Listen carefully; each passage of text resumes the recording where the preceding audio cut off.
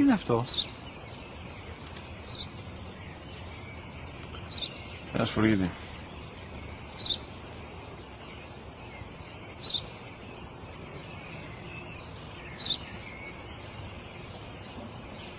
Τι είναι αυτό?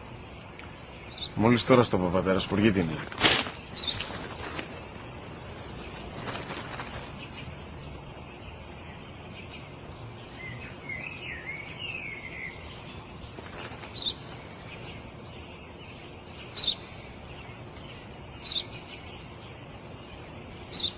Τι είναι αυτό?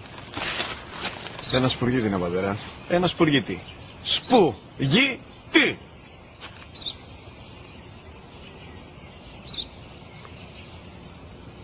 Τι είναι αυτό? Γιατί το κάνεις αυτό το πράγμα, μπορείς να μου πεις? Τόσες φορές σου είπα, είναι ένα σπουργίτη! Δεν το καταλαβαίνεις!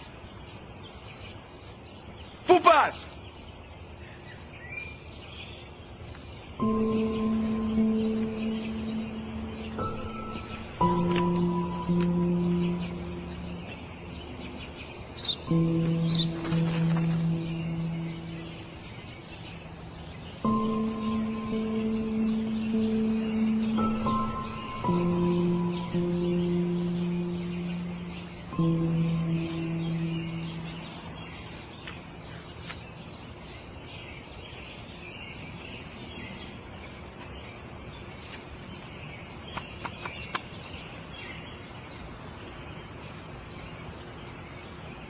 Δυνατά.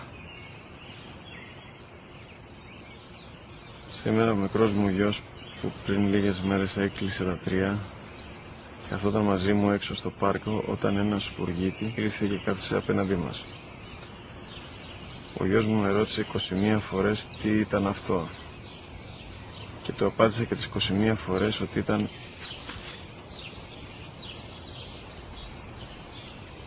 ένα σπουργίτη.